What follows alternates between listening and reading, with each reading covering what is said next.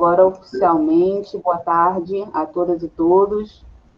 Vamos iniciar, então, mais uma roda de conversa sobre educação na socioeducação, conversando hoje sobre a relação entre o fazer pedagógico e a escola, com a participação da pedagoga do Degase, Fernanda Cioli.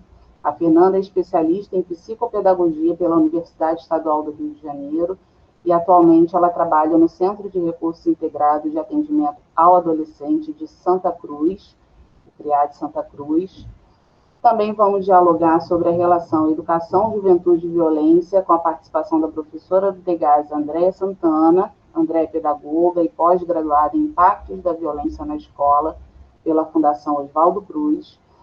E, como convidada externa, o Diálogos está trazendo a querida professora Juscelene Inácio, que atua no Núcleo Interdisciplinar de Apoio às Unidades Escolares da Secretaria Municipal de Educação do Rio de Janeiro, professora parceira, sobretudo, professora modo de se dizer, né, porque nos ensina muito, mas de formação assistente social, e atua no apoio às unidades escolares da Secretaria Municipal de Educação do Rio de Janeiro. Então, sejam todos bem-vindos a essa roda de conversa. Estão todos prontos? Podemos Sim. começar? Então, vou passar a palavra para a pedagoga Fernanda Cioli. Seja bem-vinda. Oi, gente. Boa tarde. Um prazer imenso estar aqui dividindo essa tarde com vocês. Para início, né, como eu vou falar sobre fazer pedagógico, não tem como eu contar um pouco da minha história, até para vocês entenderem o porquê do meu olhar ter acabado sendo norteado dessa forma. Eu cheguei no Degase meio sem compreensão nenhuma do que seria o órgão. Na verdade, a compreensão é uma cadeia, e é só isso.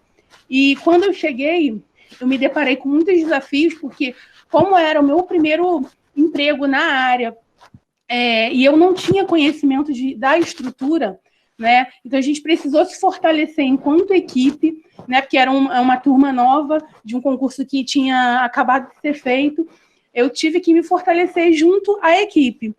E para o meu desespero dos pedagogos que chegaram comigo, a gente não tinha uma referência de pedagogia na unidade, porque a unidade estava passando por um momento de transformação e de troca de profissionais, e a gente acabou no meio disso. Então, as pessoas chegavam para a gente perguntando sobre situações que a gente não tinha conhecimento, a gente não conhecia aquele espaço, não sabia muito bem como era o trabalho, né, como deveria ser feito. E junto a isso, a gente ouve as histórias, né, as histórias de quem já estava, as histórias de fora, e a única coisa que ficava na cabeça da gente cadeia, vai morrer, vai encontrar na rua, você vai morrer. E isso me desesperou completamente. Só que a minha sorte é que a equipe multiprofissional que existia na unidade, que eram os assistentes sociais e os psicólogos que estavam na época, eles abraçaram a equipe que estava chegando, a nova equipe. E foi na troca ali do trabalho diário que eu fui aprendendo a lidar com aquela situação, né? Então, o meu olhar, ele tem muito do olhar do psicólogo, porque se a gente tinha alguma dúvida, se a gente tinha algum desespero, era para aquelas pessoas que a gente corria. Então, tem muito do olhar do assistente social, porque a gente também se deparava com problemas que a gente tinha que correr ao assistente social e tentar trocar ali. E foi assim que a gente foi construindo, né, durante 6 anos, um trabalho de parceria dentro do extinto Educandário Santo Expedito. Desses 6 anos que eu passei, eu digo que eu me modifiquei bastante, porque a minha visão de socioeducação, ela mudou completamente, e isso também mudou a minha visão de mundo, a minha visão de vida, e do que eu precisava e do que aquelas pessoas que de alguma forma dependiam de mim também precisavam. A gente tem uma recepção em que a gente, quando o adolescente chega, a gente costuma fazer algumas perguntas, principalmente para a gente poder entender um pouco daquela história, né? E aquelas perguntas eram sempre as mesmas, né? E as respostas, muitas vezes, eram também as mesmas. E até eu compreender que, na verdade, não eram, foi um processo bem longo. Porque apesar de você responder a sua idade, apesar de você responder qual é o seu nome, existe uma história por trás daquilo. E foi justamente isso que eu fui buscando, porque me parecia que era todo mundo igual. Me parecia que era sempre tudo muito na mesma frequência. E, na verdade, não é, né? E, na verdade, não era. Só que eu ainda não tinha experiência possível naquele momento para perceber isso. E aí, ao longo dos atendimentos, eu fui me inquietando com essas mesmas respostas e essas mesmas perguntas. E consegui, de alguma forma, e com a ajuda dos outros profissionais, a sair desse lugar, que é um lugar que a gente se coloca quando a gente começa, né? Porque a gente tem referências de outras pessoas, a gente tem as histórias que são contadas, mas a gente não tem aquilo que é nosso, né? Aquele conhecimento que é nosso e que ficou ao longo da nossa formação e que vem junto com a nossa experiência. Então, eu comecei a perceber que aquelas famílias que chegavam à unidade, elas também eram muito parecidas com as minhas. E que aqueles garotos que estavam lá, eles também eram muito parecidos, diferentes do que haviam me dito, eram muito parecidos com os garotos que eu tinha próximo ao meu convívio. A diferença era, eles estavam apreendidos e eles estavam ali cumprindo, né, essa parte do processo deles de socioeducativo. E aí eu comecei a sair disso. Eu comecei a sair desse lugar de que aquele garoto, ele estava ali, ele precisava ser culpabilizado, ele precisava, de alguma forma, dizer para mim que ele estava arrependido, né? Só eu comecei a perceber que não era isso. Eu precisava ouvir o que ele tinha a dizer.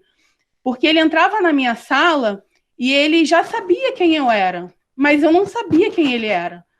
Mesmo pelo o próprio movimento, né, que os garotos conversam, os garotos já chegam em cada técnico sabendo quem é você, sabendo das suas manias, as suas principais perguntas. E eu comecei a quebrar isso dentro da conversa, né? Eu fui trazendo aspectos que eram de fora, fui buscando coisas que eu sabia que eles gostavam por conta da idade, por conta do local onde eles moravam, e fui estabelecendo uma conversa que era para além daquele primeiro formulário, que é esse formulário que a gente tem para início, né, do cumprimento. E foi nessa conversa que eu aprendi muitas coisas sobre o adolescente cumprindo medida socioeducativa, mas ainda me faltava um outro olhar. E isso me inquietou quando eu comecei a ouvir as histórias, né? E dentro dessas histórias apareciam situações que estavam enraizadas, né? A ida na escola, a dificuldade na escola, ela estava ligada a outras questões em que eu ainda não sabia relacionar muito bem. E foi aí que eu fui buscar o curso de psicopedagogia para tentar juntar a minha formação pedagógica com a psicologia e dentro daquilo que eu ouvia e daquilo que eu acreditava, que não era só aquilo, que aquele garoto ele não era só aquele que estava ali na minha frente. Existia uma história por trás. E, como eu disse, a minha família é muito grande, né? Então, a gente aqui convive com pessoas diferentes. Então, lidar com o diferente, para mim, ele já era algo que eu trazia. Mas eu precisava colocar junto desse meu movimento socioeducativo, dessa minha prática pedagógica, e foi isso que acabou acontecendo.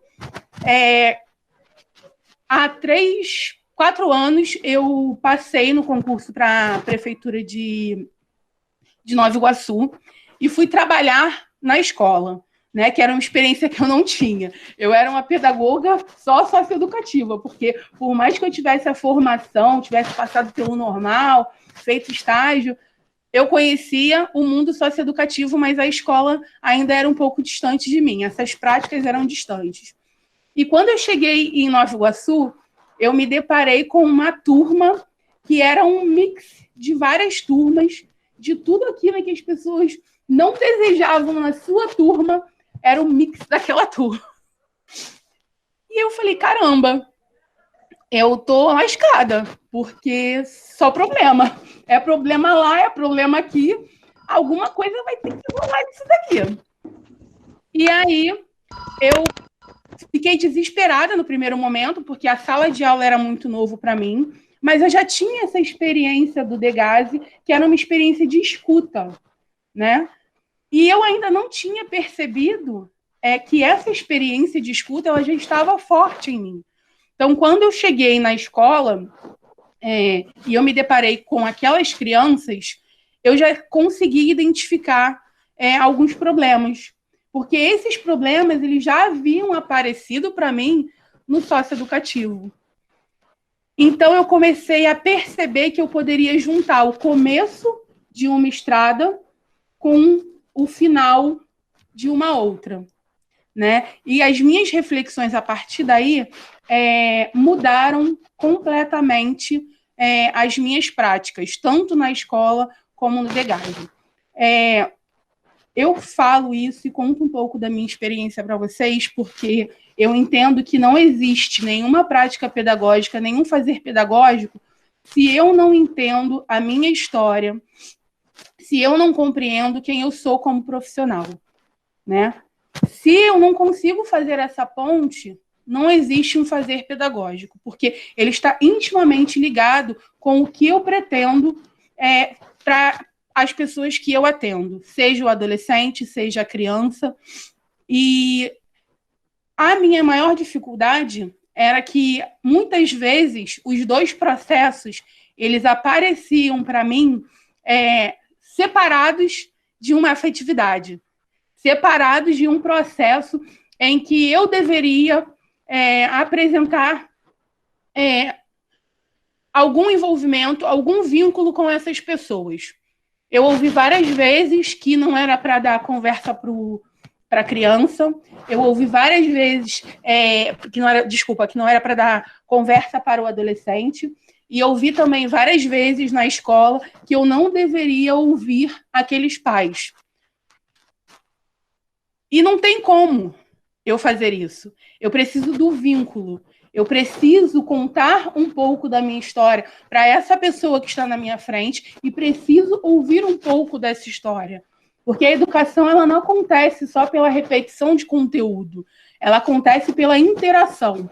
E se eu não consigo estabelecer nessa troca, né, vínculos, eu não consigo fazer com que esse processo ele se dê de uma forma real, né? A nossa dificuldade na internação ou na escola ou no CRIAD é justamente isso. Os adolescentes chegam a redios e eles questionam sempre em relação a nossa, você está falando isso para mim novamente? É sobre isso que a gente está falando? Você está repetindo as mesmas perguntas?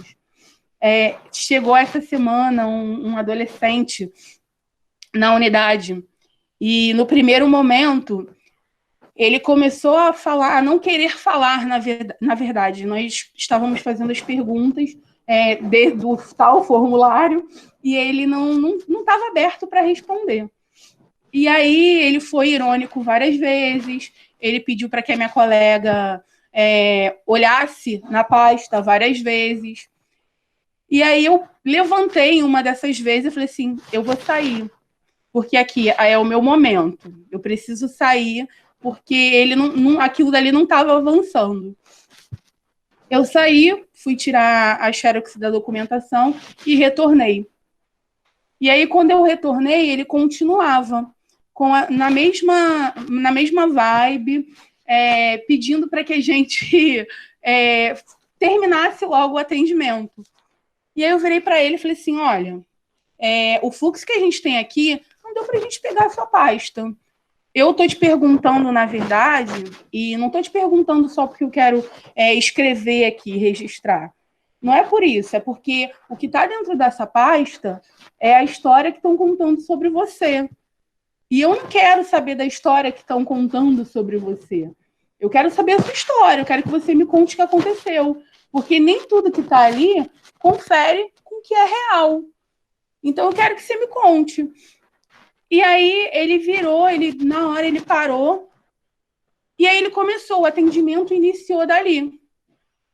E a psicóloga que estava comigo, a Fernanda, que é brilhante, maravilhosa, trabalho com ela é fantástico.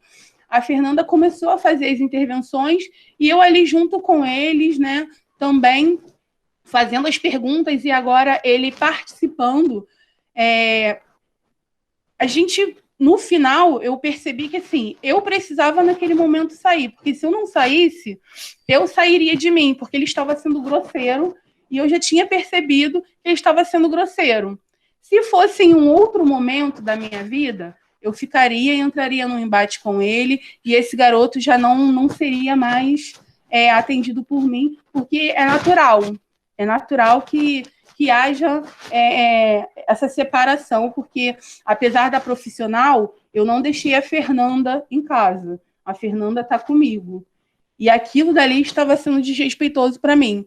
Mas eu entendia que, de alguma forma, ele não queria que a gente continuasse a insistir numa história que não era dele.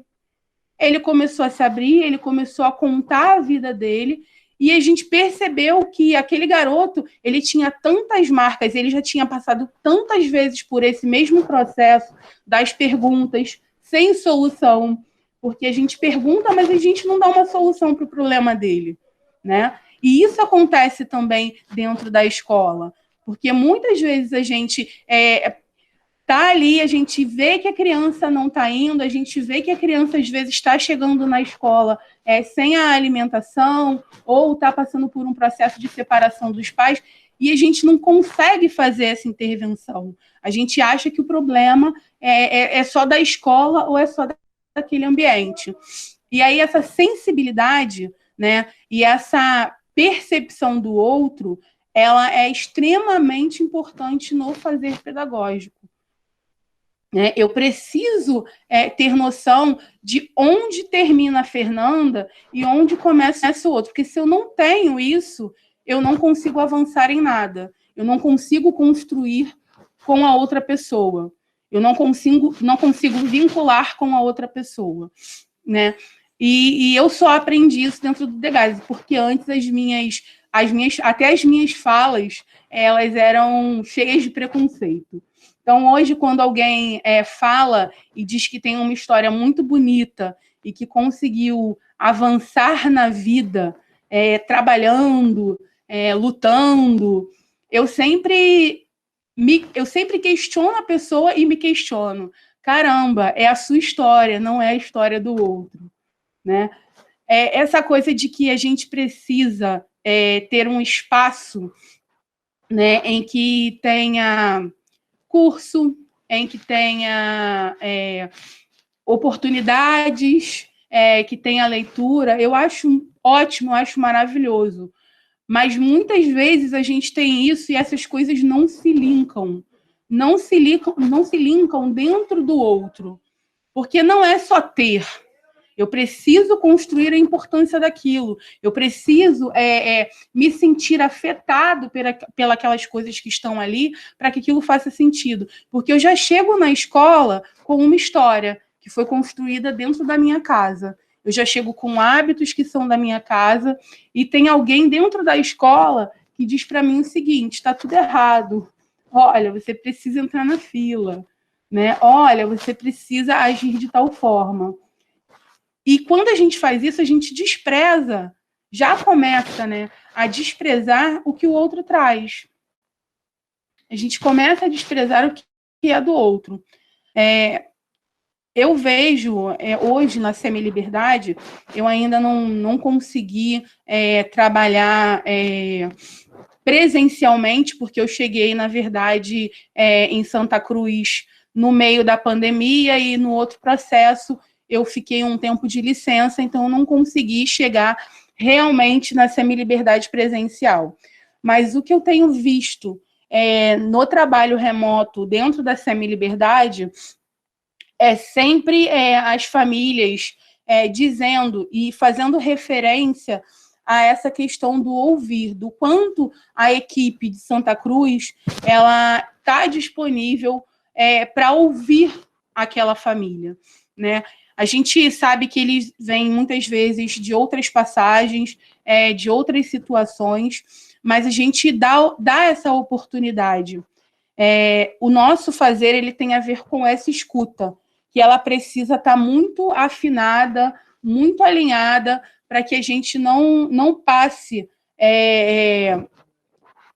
não deixe passar despercebido, né, o que realmente importa, por conta de questões que são menos importantes. Digo isso por conta de várias situações que têm aparecido, mas vou trazer uma para vocês. A gente recebeu um adolescente também recentemente, e ele estava muito preocupado em relação à questão da escola, né? Porque ele entendia que ele precisava estudar, mas ele entendia porque a medida socioeducativa diz isso para ele, que ele precisa estar matriculado. Só que a vida dele, como a gente está recebendo como remotamente a gente está recebendo garotos que saíram da internação há 6 meses atrás, e a gente está recebendo agora para cumprir a medida socioeducativa, então tem um loop de tempo muito grande. Esse garoto ele já fez várias coisas, ele já passou por vários momentos, e só agora ele está chegando na semi-liberdade para a gente. E aí esse menino, ele já tinha estruturado a vida dele. Ele está cumprindo a medida, mas ele já estruturou. Ele chegou com trabalho, ele está morando com uma menina, a família apoia essa relação, a família da menina também apoia, ele é super responsável, ele é tão responsável que o próprio chefe resolveu dar uma vaga para ele, resolveu formar ele durante o processo de trabalho. E aí ele estava preocupado porque ele já trabalhava, ele, bem dizer, ele estava realizando o curso no horário contrário ao horário do trabalho, e ele estava preocupado porque ele entendia que ele não tinha horário para a escola, né? E a escola para ele nunca foi um lugar onde ele quisesse estar. Eu falei, bom, a gente sabe que a gente tem que fazer isso, a gente tem que encontrar uma solução. Aí eu comecei a falar da possibilidade, né, de escola para ele, e ele falou que eu não vou viver, né? Eu estou fazendo o que eu quero, porque eu estou trabalhando, e eu trabalho com o que eu quero, ele trabalha com refrigeração, e é a formação que eu quero, é o que eu pretendo para a minha vida, e para mim está muito bom. Aí eu falei assim, bom, legal, para você está muito bom. Só que a gente ainda tem um problema e a gente precisa resolver esse problema, a gente precisa resolver essa questão. E aí, pensa daqui, pensa dali, aí eu virei para ele e falei assim, cara, eu acho que eu tenho uma solução. Você já ouviu falar no Seja? E aí eu comecei a explicar para ele o que era o Seja.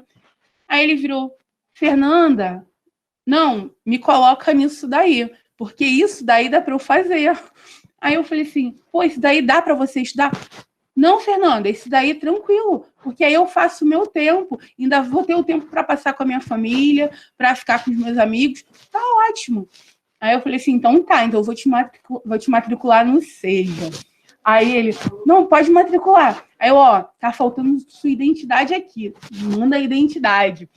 Aí ele mandou a identidade, eu já realizei o processo de matrícula, e ele tá acompanhando do jeito que dá, né? E eu acredito que dali ele vai querer outros espaços, né? É porque às vezes, se a gente não ouve, a gente acha que essa escola ela tem que estar ali e tem que ser do jeito que é para todo mundo. E nem sempre dá, porque essas pessoas elas têm outras histórias, têm outros sentidos, têm outros significados, outros processos. E é justamente onde entra o fazer pedagógico e onde entra a necessidade da minha escuta, do meu olhar, da minha sensibilidade dentro dessas unidades, dentro de cada família, dentro de cada pessoa. Né? Cada pessoa é uma, não tem como padronizar, e necessidades são diferentes. Né? Eu posso ter muito gasto para convencer alguém a voltar a estudar, eu posso ter nenhum, e eu posso ter muito gasto e aquilo não se efetivar, né? E eu tenho que entender o meu papel, até onde eu posso ir, até onde eu não posso ir, né?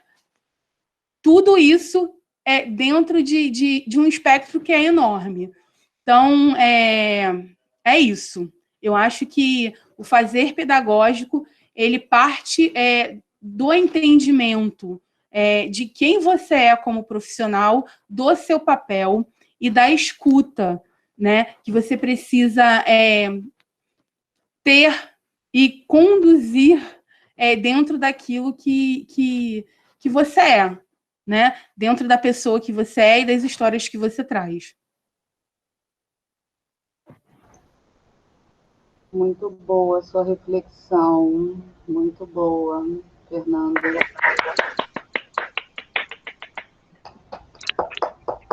Esse momento realmente dos aplausos, porque é uma fala que merece, fiquei até emocionada. É uma fala rica e que me suscitou várias reflexões. Uma delas, uma contribuição que certa vez a Patrícia Santos, pedagoga, que já foi pedagoga do Degase e que hoje é professora na UERJ, ela trouxe num momento de formação que a gente estava fazendo, e ela falou exatamente isso, né? O que é a palavra ressocialização, senão já uma palavra cheia de preconceitos? Porque quando você fala do você está falando que aquela pessoa ali, que nada da história dela vale, né? Que você vai refazer, né? Que somos arrogantes ao ponto, né? De refazer, de ressocializar. Então, acho que é muito isso que você traz. Obrigada, hein, Fernanda. Eu vou passar, então, para a Andréia, vai falar sobre educação, juventude e violência. Boa tarde. Ficou bonito esse nome, né? Educação, juventude e violência. Na verdade, eu sou uma professora das séries iniciais, tá? Da educação dos jovens e adultos. Tá? Essa é a minha praia, esse é o chão que eu piso, tá? Aonde eu comecei, na verdade, eu comecei no Espaço Ciência Viva, na Tijuca, com construtivismo, por favor, chegue, mexa em tudo, e depois eu fui para Nova Iguaçu, Fernanda, passei pelo que você passou ali, a gente ganha aquela turma, né, de várias idades, de vários conhecimentos diferentes, a minha já foi uma segunda série com 48 de cara, e é aquilo, ou você enfrenta, né, ou você desiste e vai fazer outra coisa. Né? E para minha boa sorte, nesse período eu estava fazendo pedagogia na UERJ, e assim, os meus professores, os meus colegas, eles foram meus pares nessa jornada aí, para conseguir, né, fazer o mínimo necessário para tentar dar conta da aprendizagem daquelas crianças naquelas circunstâncias ali. Depois eu fui para Queimados, né, trabalhei 1 ano no município de Queimados, adorava trabalhar lá. E aí eu fui chamada, né, para o concurso do Degase e de Caxias, em 2001. Tá? Então, eu estou no Degase desde o dia 8 de janeiro de 2001. Eu gosto da sala de aula, né? É importante para mim estar dentro da sala de aula, é ali que eu ainda me realizo. Né? Então, eu sou professora por escolha, não foi por falta de escolha, não foi por falta de opção. né? A minha enteada, essa semana, estava perguntando, né? Eu falei, não, eu sempre quis ser, eu nunca quis ser outra coisa. Eu lembro que com 5 anos eu queria ser professora e me sinto realizada quando eu estou na sala de aula, ainda hoje. Tá? Então, meu início no Degase foi no Educandário de Santo Expedito, né? Assim como a nossa querida Fernanda Cioli. Não tinha um curso de formação quando a gente chega, né? O que a gente conhecia naquela época era o ECA, que a gente já trazia esse conhecimento de casa, ninguém sentou para explicar como é que vai fazer, como é que vai ser. Né? Então, dentro da unidade, eu já fui direcionada para a escola, e dentro da escola eu fui recepcionada, né, pela nossa querida amiga, né, que infelizmente faleceu, né, Lenita Mota Gomes. Foi ela que me acolheu na escola, né, e naquele momento aquele colégio eles estavam organizados como um colegiado. Até que, por fim, chegou a escola oficialmente, né, da rede, me parece que eles chegaram já em março de 2001, mas só foi mesmo implantada, né? Tem lá o diário oficial, é de setembro de 2001 ainda. Então, no ESE, as coisas eram muito, vou chamar de mambembe, tá? Porque a gente não tinha uma regra, a pessoa que estava na gestão da escola também não sabia muito como dirigir, né? Então, as coisas funcionavam muito soltas. E em 2002 eu fui transferida para o CAI Belfor Roxo, e ali eu comecei a aprender o que é trabalhar no Degase, né, em vários aspectos. Né? No aspecto da integração, que uma escola não está separada de uma unidade, se ela está dentro daquele mesmo espaço. No aspecto de que o pedagogo, o psicólogo, o assistente social, ele acompanha o fazer pedagógico da escola. No aspecto de que eu, enquanto professora, sou tão responsável pela segurança quanto o agente socioeducativo que está fazendo a revista. Então, sou eu que levo o lápis, sou eu que levo a tesoura, sou eu que levo a cola. Então, esse material é de responsabilidade minha, não é do meu colega. Então, se sumir alguma coisa, eu tenho o dever de falar, eu tenho a obrigação de conferir. Então, eu sou tão responsável pela segurança daquele adolescente ou do colega que está lá, quanto qualquer outro servidor. Né? E não é o que acontecia. Para mim, eu não era responsável. Né? Então, se tinha rebelião, pega a bolsa e sai correndo, gente. Eu pegava a bolsa e saia correndo. Né? Até que a gente vai aprendendo no nosso cotidiano, no dia a dia. Tá? Então, no CAI Belfor Roxo, eu trabalhei como professora docente. Até esqueci que eu tinha apresentação. Ó. Empolguei com a Fernanda. E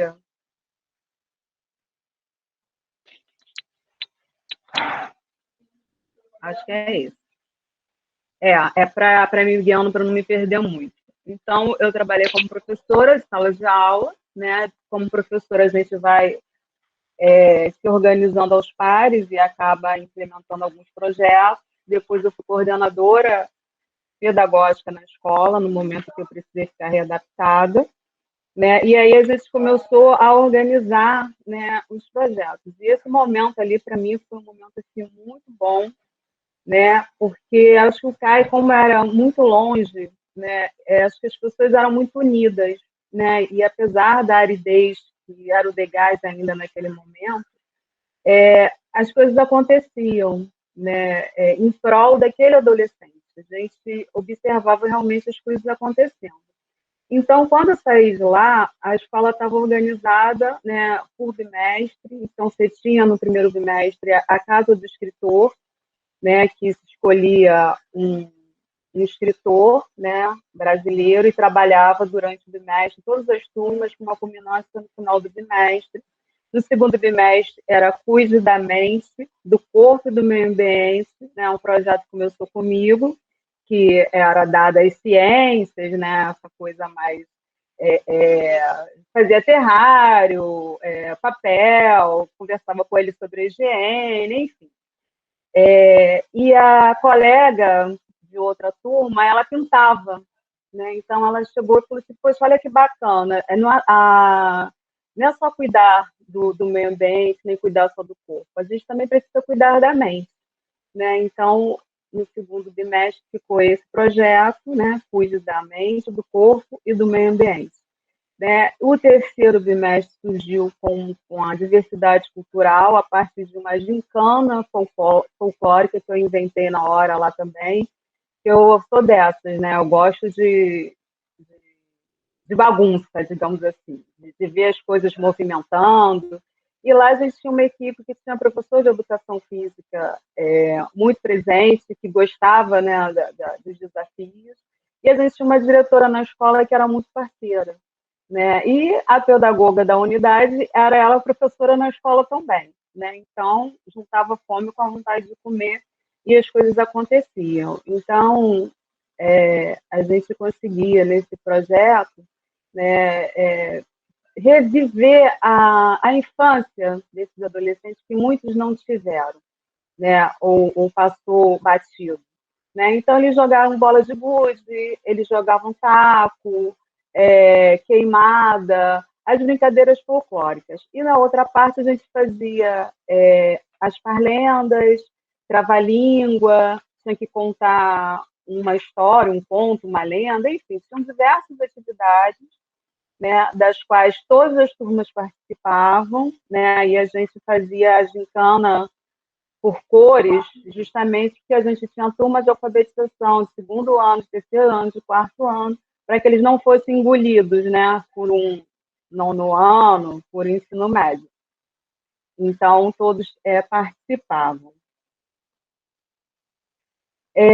Aí eu voltei para o ESE, fiquei pouco tempo, depois eu saí para ter minha filha, voltei para... Passei um tempinho lá na Escola de Gestão Socioeducativa. Eu não estou conseguindo passar os slides aqui. Agora foi. Na Escola Socioeducativa, eu fiquei um tempo na organização de cursos, né, para servidores. O que eu gostei muito de fazer foi justamente a questão de gênero e sexualidade, né? A gente conseguiu montar algumas oficinas, algumas palestras com os servidores. E, assim, era bem difícil, né? Bem difícil você conseguir levar agentes socioeducativos para essas palestras, para esses cursos. Então, era quase uma convocação mesmo, né? Quando não tinha inscrição, eu ligava para o gestor da unidade, perguntava se não tinha ninguém interessado, né? Eu acho que eles se sentiam um pouco intimidados e acabavam aparecendo os 5 para participar das oficinas. Né? Eu retornei depois para o Educandário Santo Expedito até que ele fechou.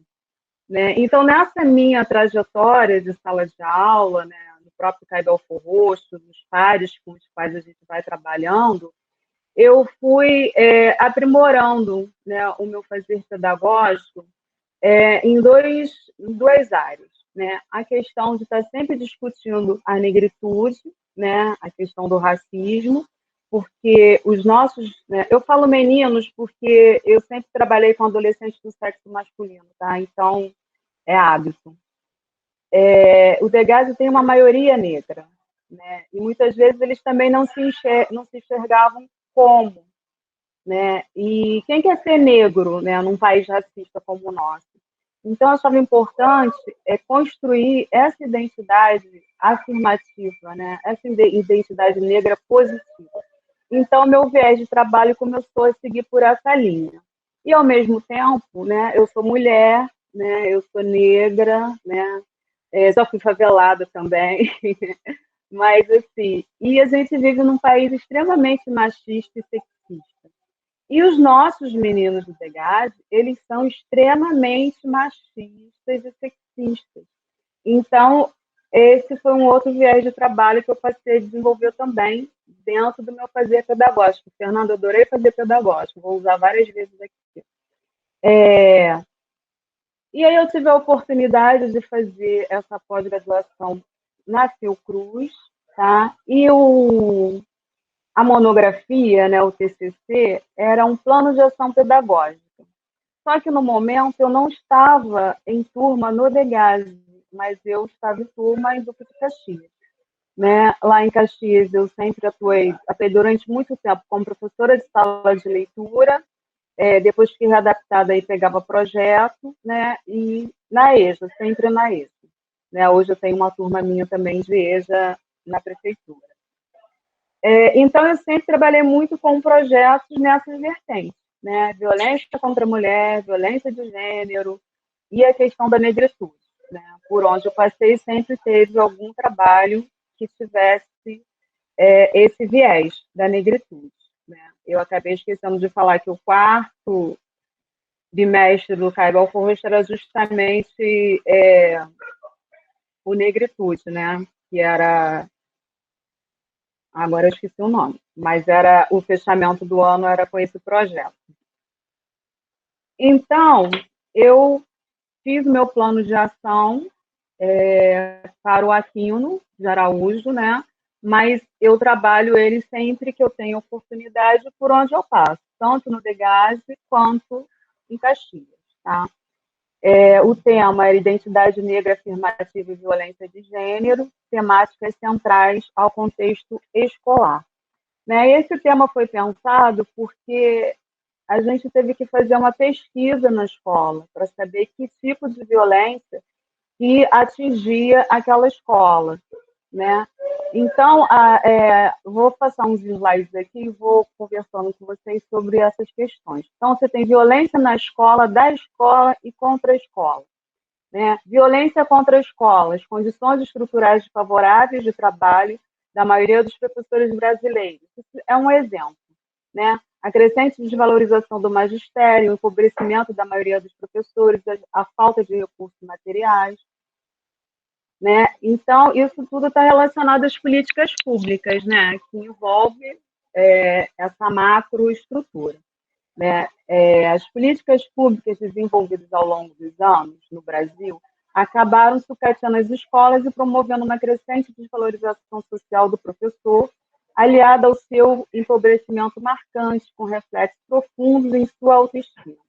Isso constitui um quadro que pode ser pensado aqui como um desrespeito aos direitos humanos, não só de professores, mas também dos alunos, de seus pais e de toda a sociedade em que, em última instância, sente os efeitos de tal desrespeito, né? Por exemplo, eu sou professora, né, das séries iniciais, eu trabalho 20 horas em Duque de Caxias.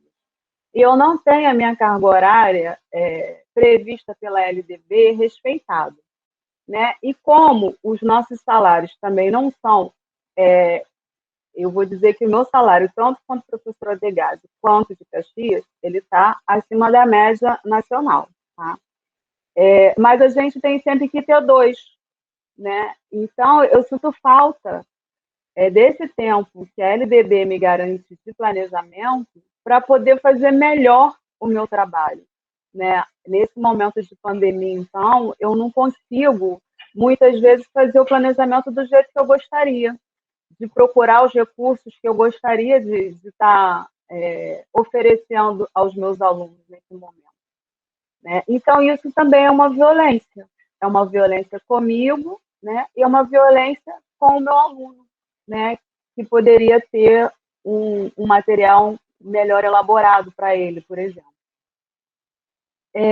Ação de pessoas ou grupos externos à escola, né? A escola que eu trabalho lá em Caxias, ela não sofre esse tipo de situação, mas se a gente pensar, a gente pode pensar também para o Degase, né? Esse tipo de situação, né? E de vez em quando a gente sabe que alguma coisa aconteceu aí no sentido de rebelião, né? De quebra, ou de queima, de perda de coisas, né? E aqui na escola do lado de fora ainda tem a questão, muitas vezes, do tráfico de droga, da escola estar em determinadas situações, áreas de conflito, né, de polícia, de traficante, de milícia, né? Isso também é uma forma de violência. E a violência da escola, né, ela está relacionada à maneira como se estrutura as relações hierárquicas no sistema educacional. E a gente também pode transmutar para o nosso departamento, né? Chamada por Bourdieu de violência simbólica, da qual o professor é tanto alvo quanto autor, tratado neste material como violência da escola, tá? Esse material que eu estou me referindo é o material da Fiocruz, tá? Nas nossas instituições escolares, percebe-se o professor com um duplo papel. De um lado, como representante do poder, exerce o papel de dominador. De outro, o papel de dominado, submetendo-se a regulamentos e exigências burocraticamente estabelecida, em que os aspectos organizacionais administrativos se sobrepõem à pedagogia. Né? E a gente fica no meio disso, né, tentando minimizar, né? Eu mesmo tento priorizar, quando eu vejo que a minha prioridade é sempre o meu aluno. Né? Eu sei que eu tenho toda uma burocracia, né, da qual eu não posso me esquivar, eu tenho que ter esse compromisso de exercê-la, de cumpri-la, mas entre cumprir uma burocracia que chegou de hoje para amanhã e dar conta do meu aluno, eu opto por dar conta do meu aluno. Então, violência na escola. A gente tem violência entre alunos, violência de aluno contra o professor, violência de aluno contra o funcionário, violência de aluno contra a escola, violência de professor contra o aluno. Né? E, mais uma vez, eu digo que isso a gente também pode estar transpondo para o nosso departamento, né? No nosso cotidiano, como as coisas acontecem, seja numa unidade de internação ou numa unidade de semi-liberdade. Como os professores podem atingir um grande número de crianças em uma faixa de idade precoce e por extenso período de tempo, os programas de prevenção da violência fundados na escola possuem enorme potencial. As salas de aula emergem, portanto, como um local ideal de implementação de estratégias para prevenir a violência. Então, aqui eles deram as dicas, né, de como é que a gente poderia fazer essa sondagem, né, para saber como realmente intervir, né, fazer um plano de ação que pudesse realmente intervir nessa questão da nossa escola. Né. Quais as formas de violência na escola, da escola e contra a escola com que você convive no seu cotidiano como um professor? Escolha uma das formas de violência existentes em sua escola e aponte os aspectos a ela associados que podem ser modificados. Avalie com seus colegas estratégias específicas para enfrentar essa forma de violência. Indique como cada ator na presente escola pode assumir parcela de responsabilidade na transformação do quadro existente. Tá? Então, o caminho que eu optei por seguir foi esse, né? A questão tanto da negritude, né? Desse conhecimento, né? Sobre a negritude. Como é que você constrói uma identidade afirmativa, né? A partir de conhecimento, né? Então, eu fiz uma parceria com professoras de sala de informática, visto que eu não estava em sala de aula, então não tinha uma turma minha, eu podia pegar vários grupos, trabalhar com a escola toda, mas eu não tinha uma turma que fosse minha. E ela tinha, ela estava na grade. Então, a gente fez um projeto com várias oficinas, com livros, com autores, né, discutindo essa questão. Porque na escola, a gente via muito o garoto chamar o outro de macaco. Né? Ah, seu macaco, ah, seu negão, ah, seu não sei o quê. Mas aí, se você fosse olhar quem estava falando isso, chamando o outro de macaco como se estivesse xingando, e esse era o objetivo dele mesmo, né, fazer esse xingamento, tirar a humanidade do outro, mesmo que nem saiba que ele está fazendo isso, era constante. Então, daí já começava uma briga, já começava não sei o quê, e a gente conseguiu, né, esse ano, foi no segundo semestre de 2018, fazer esse projeto, com várias oficinas e muito debate, filmes, enfim. Em 2019, meu parceiro foi o professor de História, né, o professor Isaac Rosa, e, além da questão da negritude, a gente trabalhou a questão de gênero, violência de gênero com relação às mulheres. Tá? Esse aqui é um slide que eu apresentei no final do ano na SME com o nosso projeto, né, que foi discutido na escola. Então, a gente passou nosso vídeo, não sei se todos conhecem o Acorda Raimundo Acorda, velho, velho, mas dá para discutir bem. Esses Andréia, papéis sociais. Oi. eu acho que o slide travou, não sei se tem como dar um enter aí, alguma coisa, mas acredito que você já esteja passando, só que eu acho que ele travou para a gente. O Emerson, ele E deu passei uma... todo, já estava Passou lá. todo, né? Imaginei Peraí, isso. peraí que eu vou interromper. E, na verdade, era o outro aqui. Deixa eu botar de novo. Só um minutinho.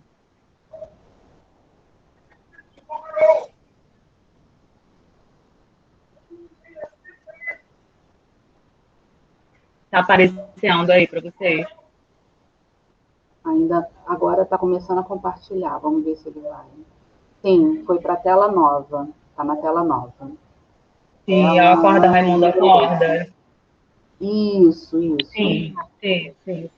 Então, esse foi um dos vídeos que a gente trabalhou, né? Aí a gente trabalhou profissões, acho que os aspectos biológicos. Estão me ouvindo? Que para mim. Estamos ouvindo Está sim. ouvindo? Tá. Nós levamos ao SESI de Caxias, que tinha uma peça lá justamente falando sobre feminicídio. Exibimos o filme Sufragistas, né, falando da luta da mulher pelo voto, né? No caso aí lá, Europa, né? E aqui umas fotinhas das oficinas e esse ao rap também, do grupo Atitude Feminina, que fala sobre o feminicídio, e aí a gente discute a lei Maria da Penha também. Esse projeto ele virou um artigo, né, foi publicado na revista CEDERJ, o ano passado. Né? E aí, nessa pandemia, eu cheguei no CREAD Belfor, no CREAD Bangu, e aí eu fiquei como reforço escolar. Né? Então, como tinha alguns garotos com uma questão da alfabetização, né, eu acho que a alfabetização ela vai ser sempre primordial em qualquer lugar. Né? Então, se você tem algum adolescente que não sabe ler, não sabe escrever, não sabe assinar o nome, a minha prioridade vai ser sempre tentar resolver isso. Aí veio a pandemia, os nossos adolescentes estão com a medida suspensa, né? E aí veio o projeto Maleta da Juventude, que tem muito texto, muito material justamente nessa linha de trabalho. Então, eu estou aí na expectativa de que eles retornem, né? Justamente para dar continuidade nesse viés aí. Agora estou aberta para vocês baterem. Parabéns, querida. Muito bom ouvir você. Saudade de ouvir você, né? Trabalhamos juntas na escola de gestão. Na verdade, quando eu cheguei na escola, você já fazia parte da equipe. E eu gostava muito de trabalhar com você. Você sempre atenta, né, às questões. E isso é muito importante quando a gente faz pedagogia, quando a gente está fazendo educação, formação, não só para jovens, né? No nosso caso, a gente fazia para os trabalhadores, mas a gente tem que ter esse olhar sempre atento. Isso é muito importante. Parabéns pelo trabalho, Andréia. Obrigada. Muito bom. Então, vou chamar a Jocelene para a gente poder fechar aqui e poder ouvir um pouco, né, os participantes. Sim. Então, sou Jocelene Inácio, sou assistente social de formação. Atualmente, eu trabalho no Núcleo Interdisciplinar de Apoio a Unidades Escolares. Eu coordeno uma equipe interdisciplinar composta por professores, psicólogos, assistentes sociais, que atuam ali em Rocha Miranda, na 5ª Coordenadoria Regional de Educação. E, faço parte também dentro do NIAP, né, daí como equipe articuladora de um outro debate que também acho muito importante para quem atua e trabalha com socioeducação, né, que na realidade é um grupo que discute educação e relações raciais na escola. Então, isso é muito importante. Inclusive, escutei aí as colegas falando, a Fernanda, que a gente já se conhece pelo telefone, a gente tem trocado em função justamente dessa demanda do trabalho com medida socioeducativa. E esse trabalho que a gente está escrevendo, né, depois a gente pode disponibilizar, que é o Vamos Conversar sobre Educação e Relações Raciais, ele justamente vem falar desse universo da escola com essa temática. Bem, eu vou fazer um apanhado tentar falar um pouco rápido. Bianca, se você puder já espelhar, porque aí as pessoas vão acompanhando, né? Eu vou fazer só uma trajetória histórica um pouco rápida sobre o trabalho de medidas socioeducativas, né, na rede municipal de ensino da cidade do Rio de Janeiro, que é uma das maiores redes da América Latina. Bem, histórico, ele perpassa, né, numa experiência de 2014 a 2020. Em 2014 eu ainda não estava na educação, porque eu, na realidade, trabalho na Secretaria Municipal de Educação, mas estou na prefeitura desde 17 anos, mas eu já transitei em algumas secretarias, eu sou servidora pública, então eu iniciei na Secretaria Municipal de Habitação, depois eu passei pela Secretaria Municipal de Assistência Social, Secretaria aí na Proteção Básica e Proteção Social Especial, e fiquei também um tempo atuando, discutindo, na realidade, nesse campo um pouco que falam, não da medida socioeducativa diretamente, mas na Secretaria de Direitos Humanos, pensando o componente social das comunidades pacificadas. Então, junto com o Bruno Machado, que é um professor de História da Rede do Estado, a gente inaugurou o trabalho social de maneira mais coordenada, né, ações coordenadas em territórios pacificados, e aí eu acompanhei mais de perto o Morro da Providência, né? E fui muito feliz lá naquele lugar, que era um lugar muito atípico, né, do ponto de vista de trabalho, mas é um lugar que eu pude aprender, né, na realidade, consolidando, porque eu já venho trabalhando com essa temática, com educação. Eu fui ex-aluna do pré-vestibular para negros e carentes, então esse pé dentro da educação, esses passos vêm de longe, né? Bem, conforme comentei, falando um pouco sobre esse período, né, de 2014 a 2000, trazer um pouco para o 2021, né, que é o que a gente está vivenciando agora. Então, o núcleo, na realidade, o NIAP, né, que é o Núcleo Interdisciplinar de Apoio a Unidades Escolares, ele já está quase debutando, já fez mais de 10 anos, né?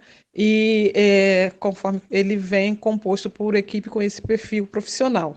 A gente está super feliz, mais feliz ainda, porque apesar né, de estarmos num momento muito difícil de trabalho, né, todos, a maior parte de vocês, colegas, servidores públicos, a gente sabe que todo momento de gestão há um processo que a gente quase tem que recomeçar um monte de coisa, porque a gente hoje tem um político com perfil, a gente não, de forma geral, né? Pouco preocupado com aquilo que dá certo, né, do ponto de vista das ações. Então, a gente tem um problema da continuidade e descontinuidade das políticas públicas muito grande. Então, às vezes, quando você avança com o processo de trabalho, e aí você tem que retroceder e avançar e retroceder, e às vezes isso faz com que a gente perca tempo, faz com que a gente perca vidas, né? Porque os recursos que são voltados para a educação e para o social são tão escassos, né? E quando você tem que recomeçar, muitas vezes, às vezes dificulta. Mas eu digo dessa felicidade de poder ter uma lei que foi aprovada agora em 2019, né, que é a Lei 13.935, que justamente organiza o trabalho do assistente social e do psicólogo dentro das unidades escolares, né? Ou seja, não é mais um universo só de professores. Que bom, porque aí a gente pode trocar muitos saberes e aprendizados, né? Desculpa, de maneira mais regulamentada. Então, o núcleo interdisciplinar já funciona há algum tempo, né, conforme comentei, mais de uma década, e tem uma equipe muito interdisciplinar, né, multidisciplinar, na realidade, na sua atuação. Então, o trabalho com a socioeducação, ele tem um reforço maior, ele já existia, mas um reforço mais organizado em 2014, que é onde o NIAP, quer dizer, quando o NIAP atua, atua de maneira mais sistemática. Já existia trabalhos anteriores a 2014, mas de maneira que vai se organizando mais. Ele data em 2014, quando foi criado, né, no município. O município ele criou uma rede de estratégias diferenciadas, né, na educação, que é chamada de rede, que iniciou com um trabalho de levantamento de dados, onde se queria saber qual era o universo, né, que universo é este, quantos alunos estão na rede em cumprimento de medida, quais eram os projetos que tinham voltados para o acolhimento desses alunos, né? Havia alguma CRE, alguma regional com maior concentração desses meninos, então esse recorte geográfico é sempre muito importante, porque ele é necessário quando a gente atua, né, em todas as políticas, mas sobretudo com socioeducação, a gente entender esse universo geográfico, a questão das dificuldades também que os profissionais tinham de lidar com essa temática.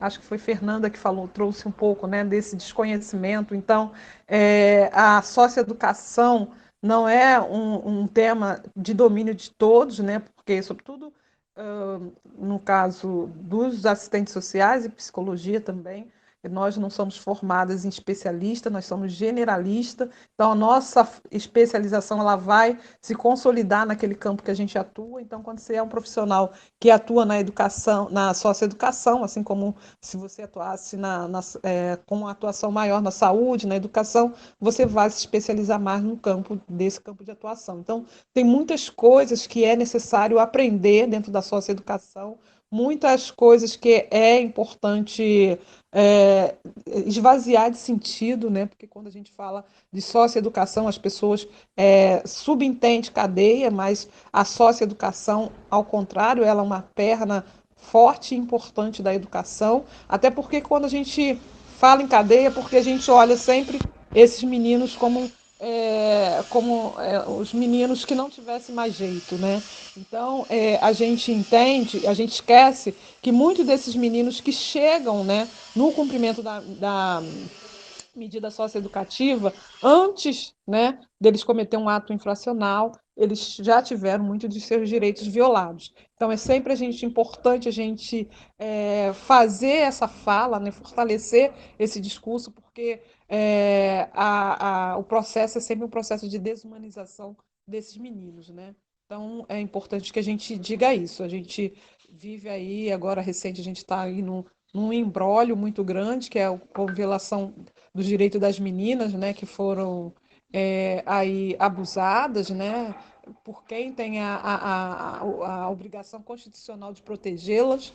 Né, então, se elas são abusadas por quem se protege, como é que a gente vai cuidar e vai acolher essas situações e essas meninas? Então, era importante saber disso, né? Então, quais eram as dificuldades de profissionais do ponto de vista de entender, de conhecer, como as CREs lidavam, né, com a questão das escolaridades desses meninos, porque então, a escola, né, a educação ela é um direito, mas muitos dos meninos que chegam no cumprimento da medida socioeducativa, ele já chega com esse principal direito violado, que é o direito ao acesso à educação.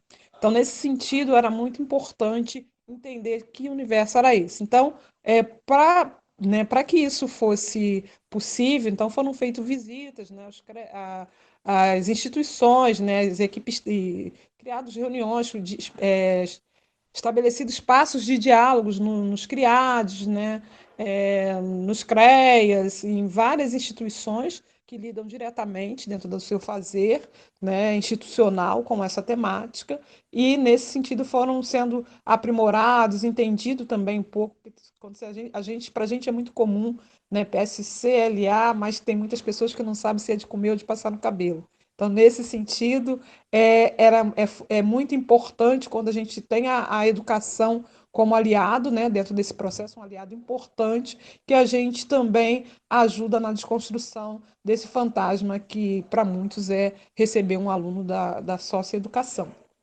Então, nesse sentido, né, começou-se se aprofundar e buscar maiores conhecimentos e, ao mesmo tempo, formar, né, os profissionais da rede, ajudar no processo de compreensão desse universo, até no sentido de tentar diminuir os conflitos que surgem, né, nessa relação da escola que recebe um menino em cumprimento de medida socioeducativa.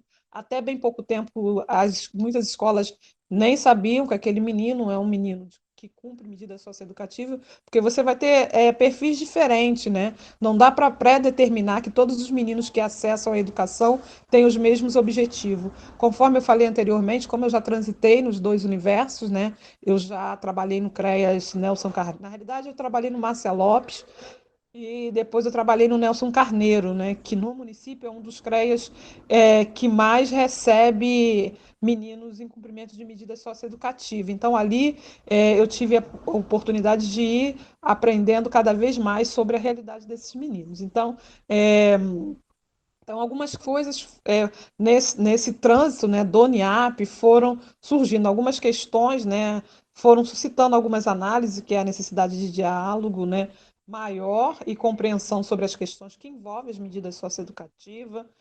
Muitos adolescentes expressavam, né, expressam ainda, né, a falta de interesse na escola e, por conta disso, acaba evadindo, né? Então, a gente tem um menino que já conseguiu entender que a escola é um aspecto positivo no processo de avaliação deles. Então, a gente tem aqueles, não dá para generalizar, né? Mas tem aqueles que vão e se matriculam, porque sabe que obter um documento de que tem um vínculo escolar faz bem para o processo dele de avaliação. Mas tem muitos que entendem, a Fernanda, inclusive, acabou de falar uma experiência que entende a importância desse processo da formação na vida deles, né? Então, o NIAP ele foi fazendo no intuito de entender um pouco mais esse universo, fazendo visitas, estabelecendo diálogos, criando processo de formação. Um outro documento também que foi feito aí por um outro grupo de colegas do NIAP, que é Vamos Conversar sobre Educação e Medidas Socioeducativas, que depois a gente pode tentar disponibilizar para que todos tenham acesso, né? É um documento que a gente já está de novo atualizando, mas é um documento que traz um compilado de legislação que fala um pouco sobre esse universo da medida socioeducativa. E a gente também agora, no mês de janeiro, geralmente é um mês de recesso na escola, mas que ainda tem um número grande de técnicos que não estão de férias, né, necessariamente, é férias de professor, mas não é de psicólogos e assistentes sociais. Então, a gente também tem ensaiado, né, a gente tem feito o que a gente tem chamado de percurso socioeducativo. Então, são centros de estudo onde a gente faz um estudo dirigido com leituras, assiste vídeos e a gente tem uma equipe dentro da equipe NIAP que prepara essa formação. Inclusive, essa formação já está no Prelo, né, para dar algum momento a Paulo Freire, né, que cuida justamente da formação, ela vai disponibilizar formação para toda a rede, né, dentro dessa temática de medida socioeducativa. Então, assim, um universo, né, a escola, ela é um universo, é um espaço, né, é uma das instituições, né, que a gente, na realidade, a gente vai para lá para construir conhecimentos, né, mas, ao mesmo tempo, ela é um espaço de produção e reprodução também de outras práticas, e uma delas é a produção e reprodução da discriminação, do racismo, né, da exclusão de maneira geral. E aí, quando eu falo, né, dessa caminhada do NIAP, no sentido de entender quem são esses meninos, né, recente agora a gente tem um diálogo muito estreito com o CREAS, né, com a coordenação de medidas que está dentro da proteção social especial, com os criados e tudo mais, a gente vem cumprindo uma pauta, né, que vem tentando entender esse universo. Então, hoje a gente, entre 2019 e 2020, né, a gente tinha 93% dos meninos que chegavam né, até a Secretaria de Proteção Social Especial, né, para o cumprimento de medida em meio aberto, 93 eram meninos, né? Então a gente tem um marcador diacrítico, que é a questão do sexo, então é do sexo masculino, e aí a gente pode falar sobre várias, né, justificar sobre várias perspectivas por que é o menino que está em cumprimento de medida socioeducativa. A gente não pode descolar, né, essa discussão da necessidade que se tem, sobretudo dos jovens e adolescentes das classes populares, de se inserir no mercado de trabalho mais cedo, e a gente sabe que é justamente o trabalho precário uma das portas que se arreganha para que eles abandonem a escola, para que eles sigam um outro curso. Então, a gente tem, por exemplo, 46% desses jovens, né, que comentei anteriormente, entre 2019 e 2020, que acessaram o município, né, para o cumprimento de medidas socioeducativas em meio aberto, que não possuía renda, então é um número expressivamente, quer dizer, não possuía renda formal, né? Então que tinha aí as suas formas de ganhar dinheiro, mas não necessariamente uma renda formal. E por aí vai no ralo também um conjunto de direitos na medida que você não tem seu trabalho formalizado. A gente tem um número expressivo, né, são 54% deles são adolescentes, 45% são jovens, e um número massivamente expressivo de jovens pretos e pardos. Então, a gente pode dizer que esses meninos que estão em cumprimento de medida socioeducativa são meninos negros, né? Porque desse universo que a gente precisa entender, né? A colega que me antecedeu, Andréia, né? Andréia. Então, a Andréia falou muito bem. Então, é importante, não tem como atuar no campo das medidas socioeducativas, né, se a gente não tiver leitura da questão racial. Então, é muito importante, primeiro pelo fato de que o racismo ele é o núcleo duro da desigualdade no mundo. Então, se eu não tiver leitura e compreensão, né, disso, eu vou ter dificuldade de pensar e ajudar a encontrar estratégias de poder observar, de sair do nosso lugar de conforto e observar, né, as medidas, o ato infracional numa outra perspectiva. Então, em 2017, o NIAP trabalhou na construção de mapeamentos, de pesquisa, entender um pouco a trajetória desses meninos na socioeducação, a questão de trabalhar professores, sobretudo os professores do PEJA, né, PEJA 2, porque os meninos que entram para a rede em cumprimento de medida socioeducativa, muitos deles estão contidos no PEJA ou nos projetos de correção de fluxos, né, conforme já falei, já tiveram ali seu direito à educação violados, então é necessário que eles entrem nesses projetos no sentido de tentar, na realidade, equalizar, né, aí no seu processo de formação. Um outro aspecto também que é importante a gente falar, que é essa questão de discriminação que eles recebem na escola. A gente ouve não só as instituições, mas a gente cria espaços de diálogo onde a gente ouve também os alunos, né? E a gente tem escutado um pouco isso, né? E essa discriminação, ela está muito relacionada a esse imaginário, a imagem, né, que povoa, né, a identidade que povoa o imaginário social a respeito desses meninos, né? Então, muitos discriminam porque não conhecem esse universo, né? Não sabem muito falar sobre esse universo. Bem, então aí em 2018 a gente continua com o mapeamento, mas ao mesmo tempo, eu estou falando no âmbito mais geral, porque paralelo, né, o menino ele chega na educação, essa equipe interdisciplinar, a gente tem mini equipes dentro da equipe maior que vai cuidando, né, desse acolhimento. Então, é entender a trajetória do menino dentro da educação, garantir, né, reforçar o direito à matrícula dele a qualquer tempo, né? Então, isso é muito importante, porque a gente sabe se ele falou hoje que eu quero ir para a escola, vamos lá tentar organizar isso, porque amanhã a gente não sabe como funciona. Então, a gente precisa disputar projeto, muitas vezes, com os poderes e as forças que estão externas à escola. Então, disputar projeto é a gente poder entender esse menino e trazer esse menino, reorganizar, repactuar essa relação da educação com ele. Bem, então a gente vem insistindo nisso, né, que é a garantia da matrícula, que é a criação de um fluxo. Eu não sei, Bianca, você pode colocar aí para mim, espelhar, por favor, o, a, o, a gente criou, tem As ações de 2016? exatamente, vai até lá na parte que tem aquele acompanhamento do processo de escolarização dos jovens, por favor. Então,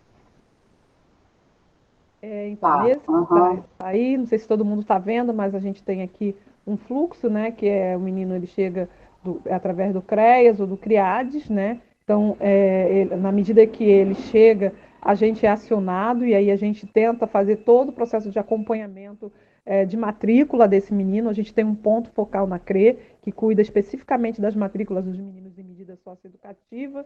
A gente tem um sistema, né, de informação, que é o que a gente chama de 3.0, onde ali tem histórico de toda a vida escolar dos alunos que passaram pela rede municipal, que estão e que passaram pela rede municipal de ensino. Então, a gente vai tentando encontrar elementos, dados, formas, né, de acelerar esse processo, né, na medida que há necessidade de matrícula, a questão das instituições. A gente tem uma planilha compartilhada, que é a UNIAP, a saúde e a assistência, onde a gente, em tempo real, toda e qualquer modificação a respeito desse aluno, a gente vai acompanhando dentro dessa planilha. Então, eu acho que no âmbito mais geral é isso. Eu não sei se estourei, mas eu queria, como eu quero fechar com uma poesia, eu vou tentar encerrar aqui para que a gente tenha tempo para o debate. Então, assim, no âmbito mais geral, a gente tenta fazer esse processo de acolhida, ajudá-lo no processo de ressignificação desse universo escolar, ao mesmo tempo fazer esse diálogo com a rede, que vai desconstruindo essa visão marginalizada que se tem a respeito desses meninos, e a gente entende que a escola é uma das poucas portas que se abrem para o menino que se insere na experiência da socioeducação. Então, a gente precisa abrir essa porta direito, precisa fazer com que ele se sinta num espaço de acolhimento, né, e de cuidado. Então, no âmbito mais geral é isso. Eu vou fechar com a poesia de uma das técnicas, né, que compõe a minha equipe, que é a Eliane Milanês. Ela deu uma contribuição com essa poesia muito importante e responde justamente para aquelas pessoas que acham que não se deve fazer qualquer tipo de investimento porque são almas perdidas. Então, a Eliane, ela construiu uma poesia que eu acho que ela já sintetiza um pouco o que a gente pensa, o que a gente trabalha com esses meninos. O nome da poesia é Alma Serzida. Você pode soltar aí, por favor, Bianca? Posso sim. Emerson, é o vídeo, por favor. Ok, já vai.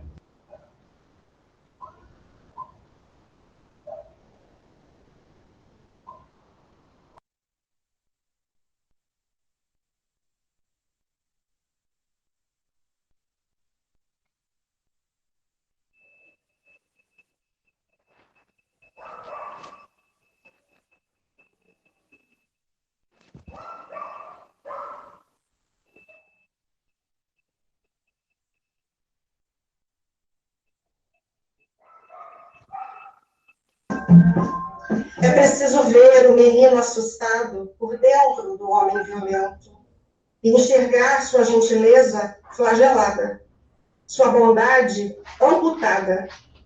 É preciso chegar muito perto para sentir o menino de afagos esvaziados atrás de todo gesto bruto. Um menino que aprende a se desfazer homem até não se comover mais. Você só verá sua fragilidade quando a ferida falhar em se manter escondida e a lágrima denunciar a dor do naufrágio das emoções. Mas o menino sempre estará lá, tentando sobreviver aos temporais, latejando delicadeza. Sabe quando um tecido rasga a ponto dele ficar esgarçado? Tem gente que olha e diz, não vai costurar, não tem mais jeito. Pergunte a uma costureira como é consertar esse tipo de rasgo. Tem que ter muita paciência e costurar do jeito certo para conseguir serzer esse tecido. Pois então, nunca se acaba com uma alma, mesmo que se arzida, de criança.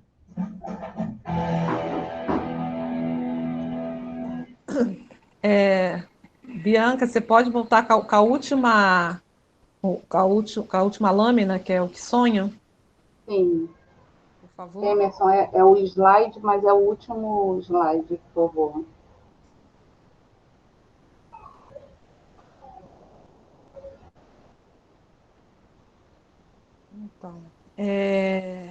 Então, aí eu vou fechando, né, com a poesia da Eliane, né, e com a pergunta que foi trabalhada numa das atividades que a gente fez, que foi um webinário, onde a gente reuniu a CRE, o CREAS e a equipe interdisciplinar, para a gente poder discutir e falar com a escola a respeito de todo esse processo. Depois a gente também pode disponibilizar o link para quem quiser assistir, está no YouTube. Então, o que sonham? Essa pergunta foi feita na organização dos dados pela Daniele Monteiro, do CREAS Márcia Lopes, né, técnica do CREAS Márcia Lopes, e aqui a gente tem um conjunto de respostas que saíram, né, que vieram com essa pergunta no processo de atendimento desse CREAS, que é um CREAS que fica em Madureira. Né? Então, muitos disseram não tenho sonho, quer dizer, a maioria disseram não tenho sonho, carreira militar, ter profissão, ter trabalho, mas o que assustou a gente, né, é essa enxurrada, né, de não tenho sonho. Então, a gente precisa, né, no nosso processo de trabalho, desconstruir, né, todo o mito que se tem em torno da discussão da socioeducação, mas como um ponto muito delicado e muito profundo ajudar esses meninos a sonhar. Eles precisam voltar a sonhar, porque quem não sonha não realiza. Então, a gente precisa pensar na educação, em todas as atividades que a gente vai implicando com eles num processo de reconstruir, reorganizar a vida. É isso. Obrigada, Jocelyn. Que bonita essa poesia que ela traz. Ela é do... Ela é psicóloga do NIAP. Do NIAP. Nossa, que lindo. Essa parte do slide também que você traz, né, os sonhos, que foi tudo aquilo que eles responderam, também mexem, é bem impactante, né, porque a gente fica mais presente, eu acho que na nossa atuação, essa tamanha responsabilidade, né, que a gente tem com relação a esse ajudar a eles a realizarem esses sonhos, né? É um desafio que se coloca, né, diante do trabalho profissional com os adolescentes. E isso é um desafio muito grande, né? Então, muito bonito trazer isso. Também você trouxe na sua fala dizer não tem mais jeito, né? Essa expressão é terrível, né? Dizer que ele não tem mais jeito, né? Que não, essa expressão acho que mata, né? Então, são expressões que a gente ouve, com certeza a gente ouve, e que a gente, agora você falando, eu entrei na dimensão dessa expressão, porque você falar isso para alguém que não tem mais jeito, né? Então, olha o tamanho do desafio que se coloca, né, nesse trabalho profissional com adolescentes em cumprimento de medida. E é enorme, né? E que bom que a gente está aqui podendo trocar e podendo refletir um pouco mais sobre isso. Então, eu vou pedir para o Emerson, então, agora finalizar a gravação. Quem estiver assistindo no canal da escola, obrigada por estarem aqui, por participarem. Então, a gente encerra por aqui a gravação.